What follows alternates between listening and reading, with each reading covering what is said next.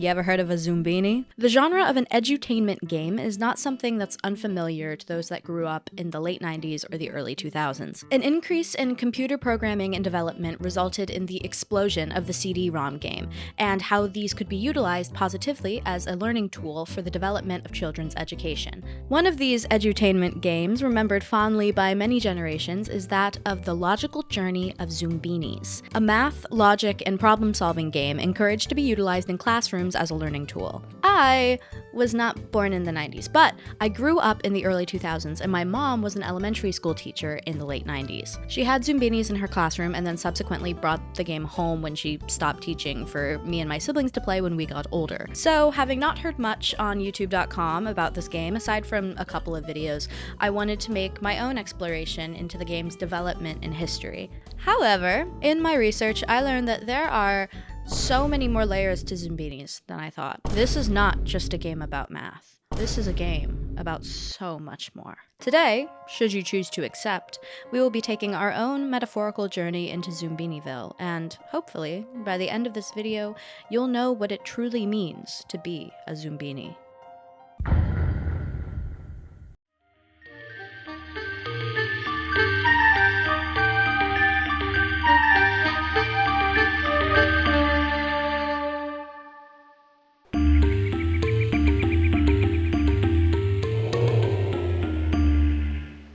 Before I begin, major shout out to this article on the website Input by Helen Donahue, who kind of had the same thought process as me in wanting to explore the history of Zoombinis. It was a major source for a lot of this video, so be sure to check out that article if you want to read more.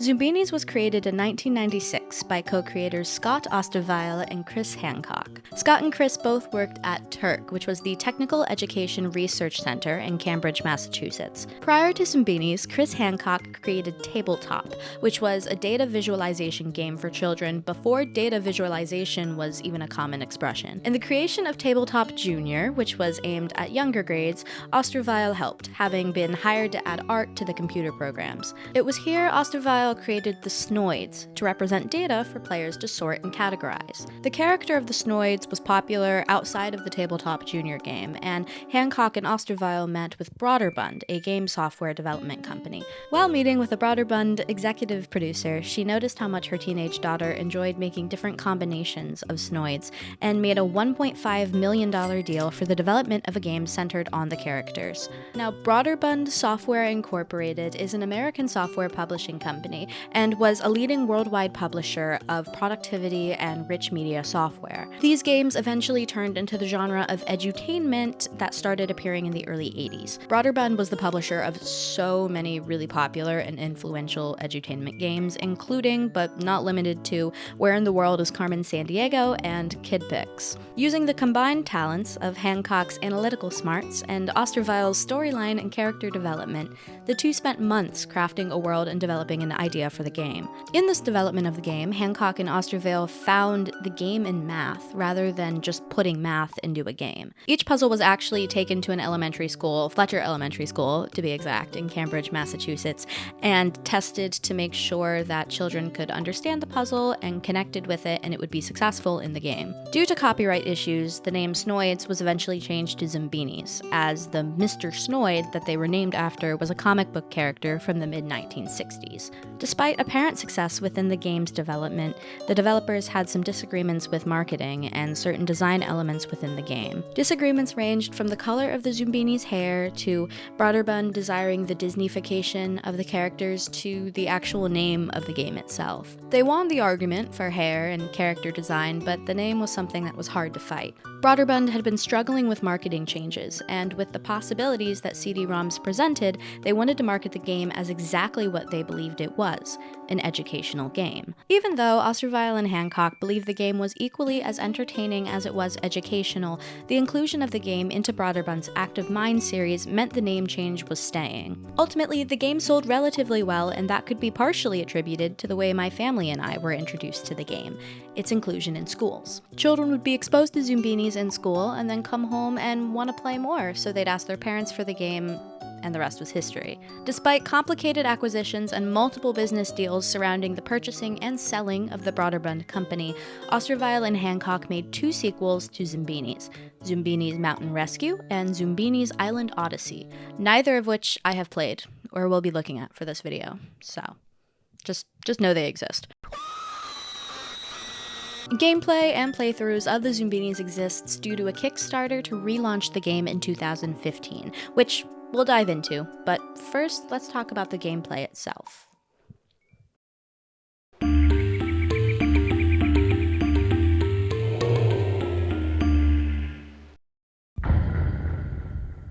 When you boot up the game for the first time, you receive a cutscene, providing exposition for the great journey you're about to take your Zoombinis on. Basically, to give you the cliff notes, Zoombinis lived for a long time in harmony on Zoombini Isle, creating small items that people found great use with until a race called the Bloats came. The Bloats told the Zoombinis that they could provide them with increased riches and all the happiness they could possibly imagine if they worked with them and allowed them to change their trade routes and infrastructure. The Zoombinis agreed, but soon found that they were being exploited for their labor and their trade and their land.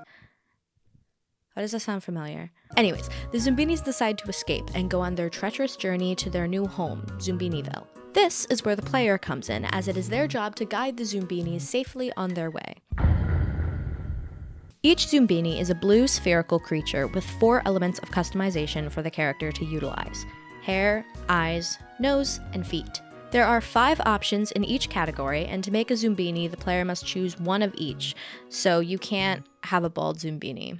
I tried. I was like, that would be fun. No, you can't do a bald Zoombini. This means that there is a grand total of 625 different combinations one can make with their Zoombini creations. However, on each journey you can only bring 16 Zoombinis, and your goal is to get all 16 successfully and safely to Zoombiniville. The overarching goal of the game is to get all 625 combinations of Zoombinis to Zoombiniville, but this was changed and lowered to 400 for the 2015 re-release, because 625 is kind of a lot. Each Zoombini is giving slay. Each Zoombini is given a name, and once all 16 are created for the journey, they board a boat and are on their way. I want to acknowledge the fact that I tried to cosplay a Zoombini for this video. Don't look at my body, I'm a little self-conscious. But I'm a Zoombini. The player is faced with 9 puzzles in 3 different sections. None of these puzzles have directions, and the player is encouraged to figure out how to play the game themselves and recognize the patterns through trial and error. However, I am stupid. When I played the game for footage, I played on my teenage brother's PC. I didn't remember how the game went, so I just kept asking him how to do the puzzles. You find how does this work? Because the frogs are so big. How does this one work? I don't know. Basically, you do it. Thanks. Anyway. Whatever, you're supposed to figure it out yourself, but for time's sake, I was lazy and I just asked. He requested that I say that he helped me with the puzzles. So, thanks, Nathan. There are 12 puzzles in total, with 1 fork in the road halfway through the journey that players then decide which direction they want to go. These sections are titled The Big, The Bad, and The Hungry, Whose Bayou, Deep Dark Forest, and Mountains of Despair. There is the threat of losing Zoombinis on the journey if it takes too many tries to solve a puzzle or you incorrectly complete certain puzzles. Don't worry, they don't die. There's no deaths of Zoombinis in the game. They simply just go back to a campsite where you can then pick them up on your next journey and just take them along with you. After successfully completing the puzzles and getting Zoombinis to Zoombiniville, the player returns to the beginning to repeat the journey again with a new set of 16 Zoombinis. As the player progresses through the puzzles multiple times, the difficulty increases, and the game will get progressively harder with new mathematical elements added, such as graphing, algebra, and just harder patterns. So let's talk about each puzzle, because I wasn't going to touch on every puzzle, but I think it's important. So we're going to talk about each puzzle.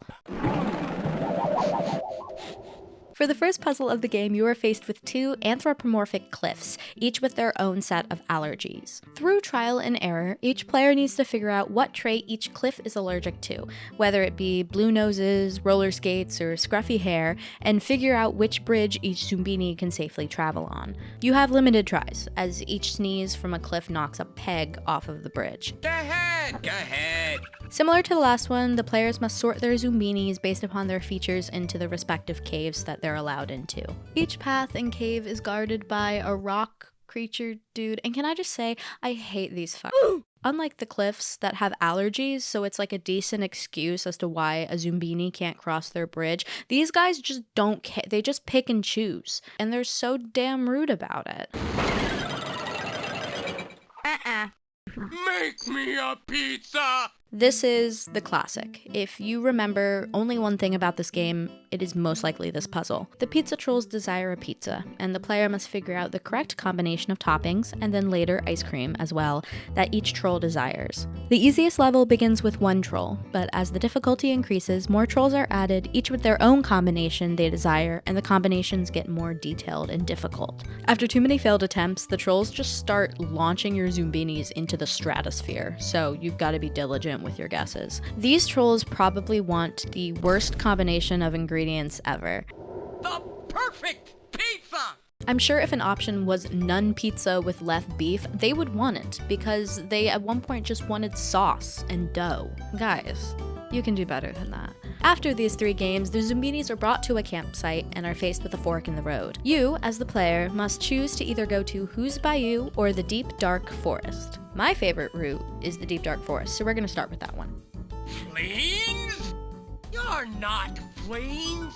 The fleens are described kind of as the teenage version of the Zoombinis. In this game, 3 fleens sit atop a branch with a beehive, and the goal is to get all 3 to jump off, eventually resulting in the bees chasing off the fleens. They possess the same attributes as the Zoombinis: hair, eyes, nose, and feet, and each one of their attributes lines up and matches with a Zoombini's attribute. So, for example, roller skates could line up with rocket feet, or sunglasses with other sunglasses. Therefore, through trial and error, the player must figure out which trait matches with which and find the right Zoombini combination to be chased by the corresponding fleen. Ah, yes! In this game, the Zoombinis happen upon a hotel run by a squirrel, I think? I don't know. She's an aspiring performer and she's about to dip for rehearsals. This game is, surprise surprise, another sorting game based on the attributes of the Zoombinis, which is fairly simple and easy on the easiest level, but harder on the others. Which is that's just every puzzle. Why did I write that? On the first level, only Zoombinis with one attribute in common can stay in a room together, but the amount of attributes increases with the difficulty. By the hardest level, the hotel becomes basically a graph that the player has to figure out the order of, and locked rooms make it more difficult to sort all of your Zoombinis. Another classic, this one is one of my favorites. The player needs to launch their Zoombinis up past the wall, and to do so they must shoot mud balls at spots in the wall that have dots in them. The dots correlate to how many Zoombinis will get launched at once. This is another graph, with each shape correlating with a column and each color correlating with a row. Therefore, the player needs to figure out which goes to which and what combination to shoot before they run out of mud. Now hurry yourselves up and find your seat. In this minigame, we meet a hypocritical frog. Why is he a hypocrite, you may ask? Because when you arrive, he says this. Fine, sit wherever you want to, I don't really care. And yet, if you don't follow his pattern, he launches your Zoombini into the pond. So no, you can't sit anywhere. This one just generally kind of confuses me because I can never seem to actually crack the pattern. I think it's nose color, and then I sort them all by nose color, and at the last second, it doesn't work. And I don't understand why. Sometimes with these games, it's really just trial and error and hope. So, knowing that it's a game of logic, I know there has to be a pattern somewhere I'm missing, and I'm just too dumb to understand it. Here, your Zoombinis ride across toads to the other side of the pond. The toads have symbols on their back, either correlating to the color, pattern, or shape of the lily pads, and those are the only ones that they can travel on. Therefore, you must find a path for a toad to go across to safely transmit your Zoombini, and you can use that path 2 times before the toad dips. All in all, I enjoy this game. It just takes so goddamn long because the toads are so slow.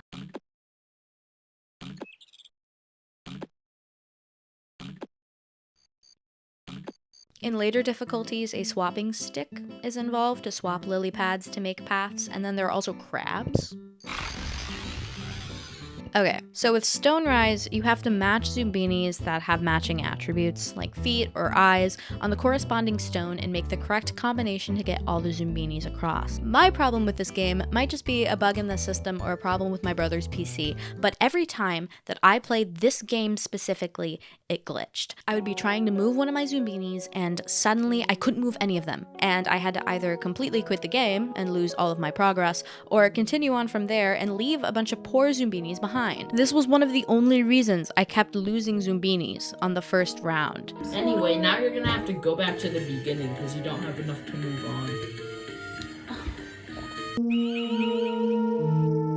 This one's pretty straightforward. You just order the Zoombinis in the order of whatever trait appears on the lion, and he'll let you through. Later on, it becomes a pattern within a pattern, and you have to order the Zoombinis within the primary and secondary groups. My younger brother hates this game specifically because of the same reason that he hates the Tattooed Toads game, which is just, it takes so long. I, however, really like this one because it's just a fun little matching game. For each Zoombini weighting, there is a matching one on the crystal on the opposite side. The player needs to find the matching Zoombini and click the button to raise the crystal to get them safely across. As the game increases its difficulty, you have to start adding certain elements and manipulating the reflections to make them match. Besides being what I want to start calling my room, Bubble Wonder Abyss can be time-consuming as well as quite stressful. Similar to the Toads game, you have to figure out the right path to send your Zoombini down to successfully get across to the other side. But this time, certain attributes can change the direction of the bubble. The paths get harder to figure out and more complicated as the difficulty increases, and if you fail, your Zoombini falls into the Great Abyss below, never to be seen again. Just kidding, they show up at a campsite. If you successfully get your Zoombinis through all 9 of these puzzles, even if it isn't all 16 by the end, they arrive at Zoombiniville and start making their civilization. As you complete more difficulties and successfully transport more and more Zoombinis, they start making different structures for their town. And that's the premise of the game. All it takes is solving 9 puzzles and trying to get as many Zoombinis to Zoombiniville as you can.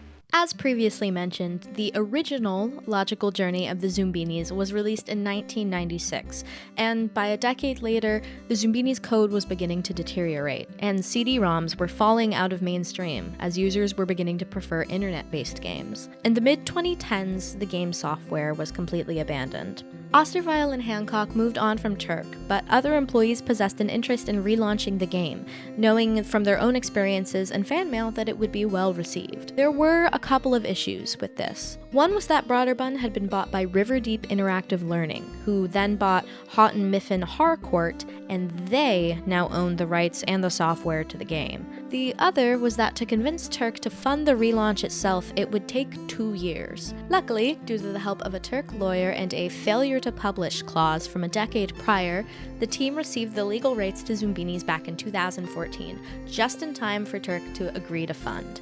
With the rights back, the team received all of the original assets, including all 3 Zoombinis games, original graphics and audio, and game codes. The educational media studio Fable Vision won the right to publish in a bidding war for the relaunch, and included in their clause was the involvement of Hancock and Osterweil in the development. Therefore, a Kickstarter was launched in 2015, giving rewards such as plushies, posters, pins, and apparel in exchange for funding. A fan advisory board was consulted as changes were made, Chris Sear was brought on to recreate the original paintings, and a study was done to prove that Zoombinis was indeed an educational game and taught children about logic and problem solving. Because of the nostalgic factor of the game and the fans' involvement in its reboot, changes between the original game and the reboot were scarce. There was updated graphics and painted landscapes, a couple of changes in characterization features, most specifically the look of the eyes, and the number of Zoombinis that needed to travel to Zoombiniville.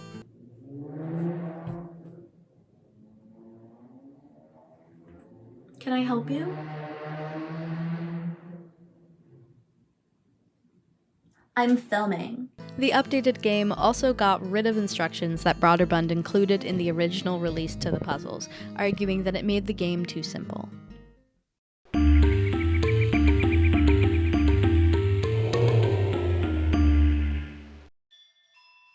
Already, you may have started to pick up on some instances in which the Zoombinis game itself projects themes deeper than just a bunch of little guys going on a journey. Therefore, it may or may not surprise you when I tell you that underneath a game to teach kids how to math, Zoombinis contains Marxist, anti-racist, genderless, and anti-colonialism themes in a format that is found to help not only all math instruction, but specifically the involvement of neurodivergent learning in the classroom. That's a wild sentence. Let me explain. The Zoombinis, from the beginning, are an independent race living in harmony with their own societal structure and system. That is, until another race with more money, power, and weapons comes and manipulates them into believing false promises of increased profit and happiness. They exploit their talents for their own personal gain and simultaneously neglect the care and well-being of the creatures that originally lived on the land before them. These are specifically flaws that can be found in the colonialism of the early United States and modern capitalism. Because of this, the Zoombinis leave to travel to a place more suited for their needs and desired lifestyle. Now, let's take a look at the Zoombinis themselves. These creatures are genderless. They have no gender. They are all made to be one in the same, with any type of hair and eyes to go with any name and personality. Not only are they genderless, but Hancock and Osterville actively fought against any additions that may lead children to associate their Zoombinis with one skin color over another. Hancock and Osterville specifically argued against the inclusion of different colored hair, such as blonde or red, because this would cause children to correlate these hair colors with Caucasian individuals, and they didn't want the Zoombinis to be interpreted as white. Let's talk about the way Zoombinis are treated, based upon their physical characteristics. Obviously, I can't speak on anything in the US. Look at me. I'm very white. For pretty much the entire game, the Zoombinis are sorted based upon what physical attributes they have in common. Certain traits grant them access or power in different ways, and certain traits prevent them from achieving the same thing.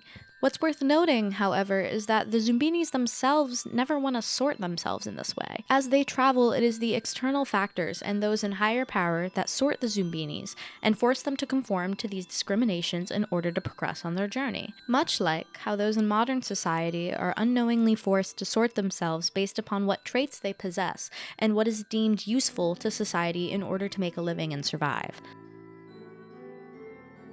The involvement of neurodivergent learning in relation to Zoombinis is less of something that is directly noted in the game and more of something teachers observed that I feel is worth noting. In a study done to prove that Zoombinis actually did teach kids in the classroom, Libby and Asbel Clark conducted a study on students and their computational thinking when playing Zoombinis. Children with neurodivergent traits, specifically those with ADHD, autism, and dyslexia, are sometimes specifically good at recognizing patterns and logistical visuals, which is entirely what the Zoombinis focuses on. Teachers would repeatedly approach Libby and Asbel Clark with explanations that the kids that excelled at Zoombinis were the ones that never did well in class or hasn't talked all year. They would specifically excel in Zoombinis and then be able to become class leaders and connect with classmates by helping them solve the puzzles. Zoombinis had, and still has, the potential to educate children on not only computational thinking, but elements of societal structure and expand a neurodivergent child's confidence and learning experience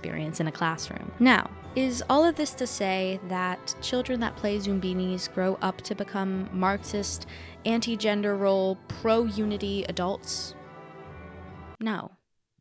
Of course not. At the forefront of the game, it is made to be an adventure with little blue guys to teach people how to apply patterns and logic and solve challenges. Sure, these themes were thrown in there, and I think they're super important, and I wanted to touch on them because I just think it's a fun thing that I never observed as a child. But we can't forget the point and message of Zoombinis, and that is that pizza trolls have horrible taste in pizza combinations. Like, what is that?